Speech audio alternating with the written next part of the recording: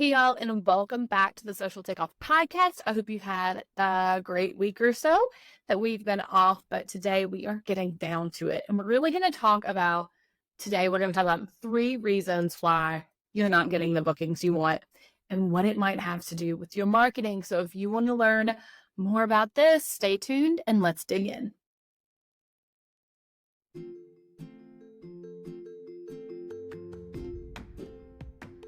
Hey y'all, and welcome to the Social Takeoff Podcast. I'm your host, Kelli Hayes Smith. If you have found yourself going down a scroll hole of Pinterest, Google, and YouTube looking for great ways to market your travel business, but you've found nothing but frustration there, you've landed in the right place. As a travel agent, what I loved most was marketing my business, and I succeeded in it. That's why I became a marketing expert for the travel industry. And now I spend my days teaching travel agents and agency owners how to market their business on social media and beyond. So if you're ready to grow your business using social media and other marketing tactics, buckle up and let's take off. Hey y'all, did you miss me last week? It's been bonkers up here, but we are back with a vengeance and back to really talk about it and it's sitting up here. But talking about booking. So wave season technically has ended, and a lot of times you can see wave season extend into April, but we're getting at the end of April now too. And so we need to start talking about when things aren't so easy, right? Like, as wave season feels easier than most things, when that starts to end and you have to start doing more other pieces, what does that look like? And so let's talk about the 3 reasons why you're not getting the bookings that you want. I had heard this a lot recently, and I did a training not long ago with an agency, and there was some conflicting thoughts. Some people were talking about the fact they were able to build an entire business on social media, that it didn't have to do anything else. But then other people were talking about the fact that they post and they post and they post and they feel like it's not paying off. And there's a conflict somewhere. And so while I don't think it's impossible to build your business on social media, I don't think it's going to happen for everyone. And so today, in these 3 reasons, we're going to talk about the entire piece of the marketing puzzle, from social media to email to in person, and talk about all of those pieces so that you can put them all together and create a plan that actually does work for your business. So the first reason that you're struggling with bookings is that your audience, your people, they don't understand what it is that you do. The idea that people don't know what it is that you do, making sure my mic's okay, sorry. The idea that people don't know what it is that you do can be like between frustrating and confusing, I think, because number one, you work so hard at what you do, you assume that people know that, oh yeah, well, I do that. Most of the time when I start breaking this down, filler agents, they're like, well, yeah, of course I do that. Well, yeah, of course I do that. But see, the general public doesn't understand that. We're not talking to other travel agents, we're talking to potential clients. They don't know the industry. So you can't talk about destinations on a travel agent level, and you can't talk about the service of a travel agent on a travel agent level. And so ensuring that you're talking about what you do is so important. And the other thing about talking about what it is that you do is you have to make that offer seem so irresistible. And hold that thought for me for a second, because I want to go into that a little bit more. That you have to make that the offer seem so irresistible that it's like a no-brainer. Of course, you're going to plan your vacation with me because I'm going to do this, this, and this. Theme 3 is not how you turn the offer into irresistibility. Because so I want you to think about this. They need to see you as the professional, and that what you do is a professional service, and so it makes no sense. Whether or not you charge fees, I think that this is how it has to be. You want to make sure that they are understanding and planning with you because they see you as a professional and a service that you provide, not because they're doing you a favor and it's free. Here's what you're going to pull. If you feel like you're only getting friends and family and no friends and family, that's because you are positioning yourself as a free, quote unquote, free service that is like almost like a favor. Help a small business out and let me plan your vacation. Or let me book your vacation. And so you're coming across as a favor that someone's doing for them.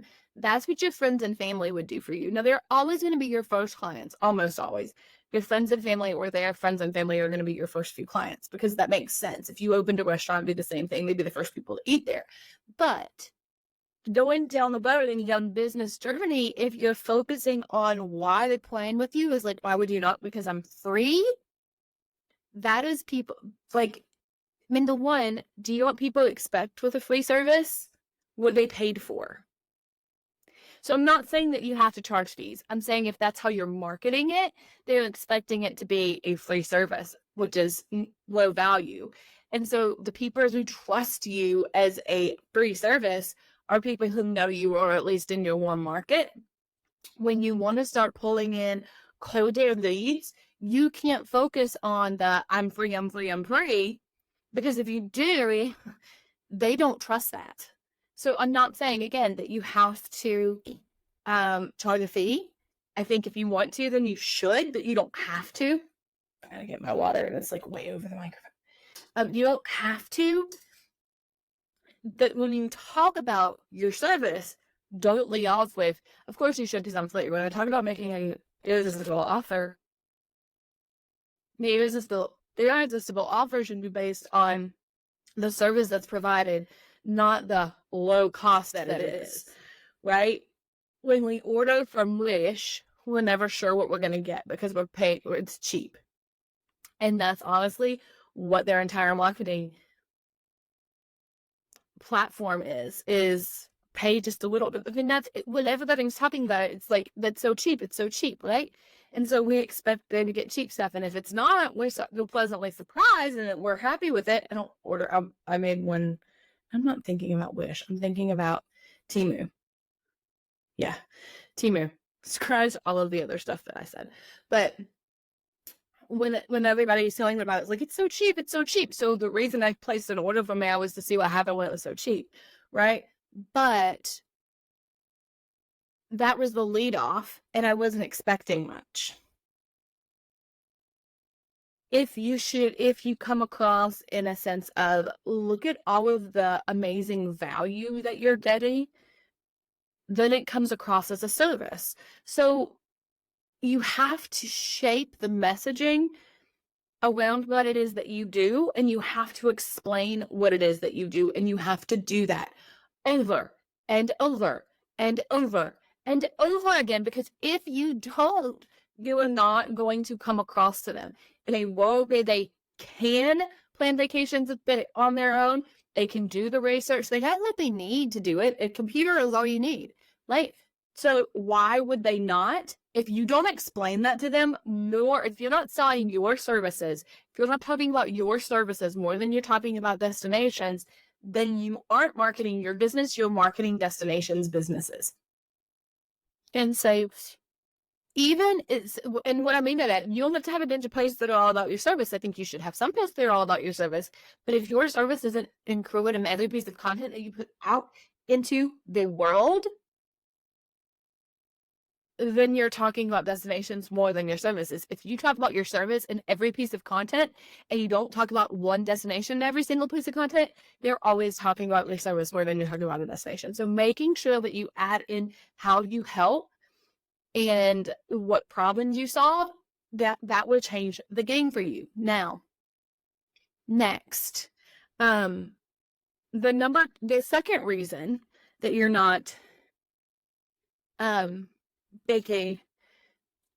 you're not full calendar is that you're not hitting objections head on. A couple of weeks ago, had a podcast up about whatever that mess was when the cruise thing happened, right? And I said, while we don't have to be like drawing a bright red circle around what happened, we do need to talk about the transparency. And objections come right along with helping people understand what you do. That may be, how do I talk about fees? If you don't charge fees, then helping yourself say that in a way that's not like, you should book with me because it's free, becoming into, here are the things that I do, and the price of my service is already being paid for in the vacation that you plan. Changing that messaging. Other objections that people see. I don't want somebody else having control over my vacation. Explain what that looks like. Helping people understand, I can do it myself. Why would I need them? That goes back to not understanding what you do. So taking the objections and hitting them head on. And this comes in the form of so many different places. There's so many different places that this comes in. It comes in your marketing. It comes in your sales calls. Any proposal that you put out there. Are you bidding a form and then sending a proposal out, or are you putting them in an email sequence while you're doing this proposal and doing emails explaining what it is that you're doing and hitting all objections while you're in that process? Are you introducing it when you have a sales call with them, whether that you have building a proposal or whether you have a call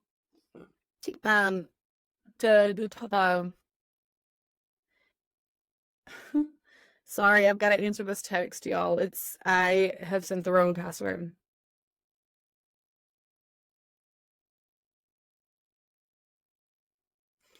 Oh, anyway, stinking having to change our passwords today is a rough day because I don't remember anything and Google just saves it. So, anyway, making sure that you are putting them in a place. You know what else? People see travel agents, there's so many scams, and I'm using air quotes if you're not watching this on video. There's so many scams out there, but actually marketing yourself in person, and going to local businesses and going to, going to events in person, volunteering, like representing your business and volunteering for things. All of those pieces are helping you make sure that people are, that's hitting an objection head on without using the words for it, because they're seeing a face behind the business. So, but I don't want to give my credit card over to someone that I've only seen on the internet, but if I've talked to them in person and I've met them, it's going to feel different because they have a business, right? And so that is helping you hit those objections head on, and you're going to have to be creative. It's not just about saying, I don't charge fees, or which you should never do. Never say that outright. Or it's not about just saying, you select people your rotation, or you don't pay me directly, you pay the vendor. All of those things are good, and you've got to use ways and creative marketing ways to say that, but there's going to be more to it than just that blank, direct, here's what we're talking about. There is going to be a piece of it that's got to be like showing up and talking. And while we're on that line, that leads me to number 3, and that is that you don't understand your ideal client. I cannot talk about ideal client enough. If you are struggling with bookings, the first place you've got to look are these the things, but you start with this one. You don't understand the ideal client. Ideal clients don't need to have a common coffee order or a common car drive, a common number of children. They have common problems. What are those? Until you get really freaking crystal clear over what their problems are, you can't reach them in your marketing and in your sales calls.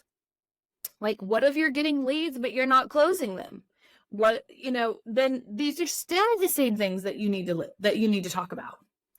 And until you understand who your ideal client is and what they're struggling with, what they're struggling with tells you what kind of content you can create that's relatable.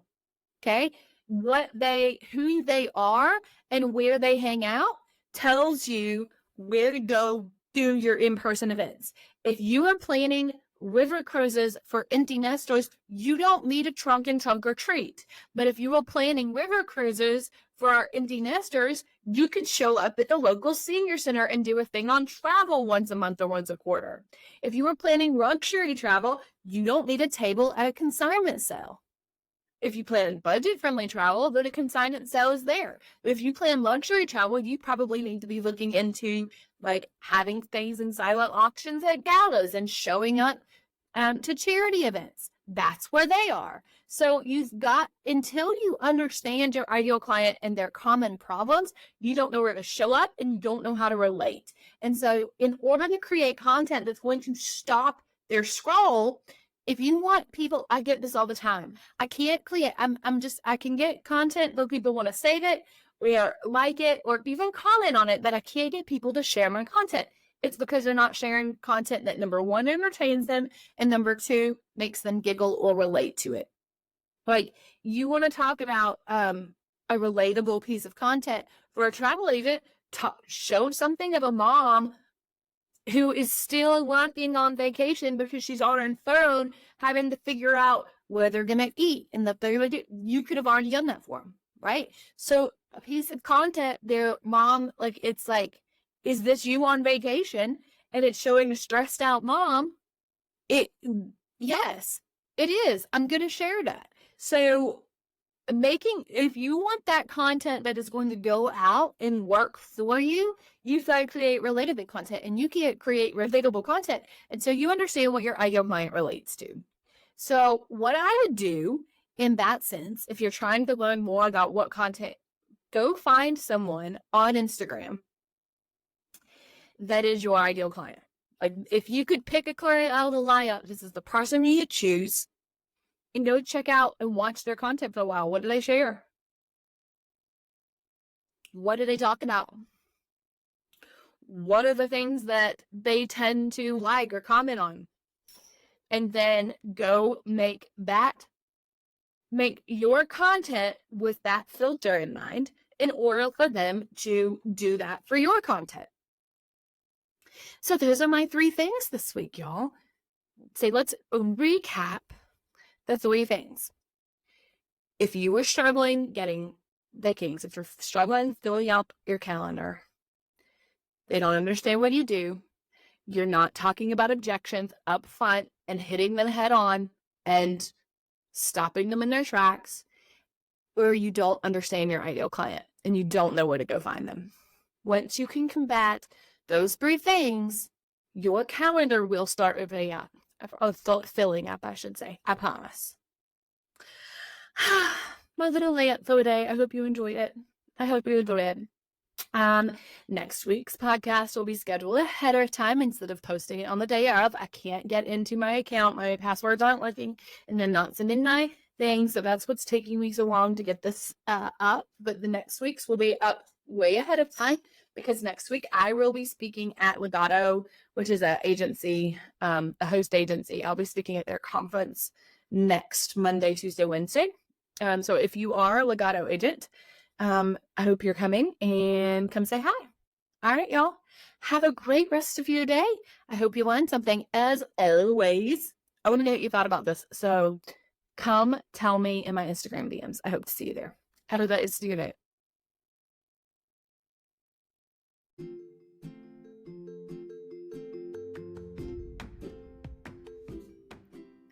Thanks for listening to this week's episode of the Social Takeoff Podcast. I'm so glad you were here. Make sure you're following along on Instagram, Threads, Facebook, and pretty much anywhere else. You can find me at Kelli Hayes Smith everywhere there's social. And make sure you leave us a review. That's one way that we get to bring you more content each week. And we'll see you back here next Tuesday for an all-new episode of the Social Takeoff Podcast.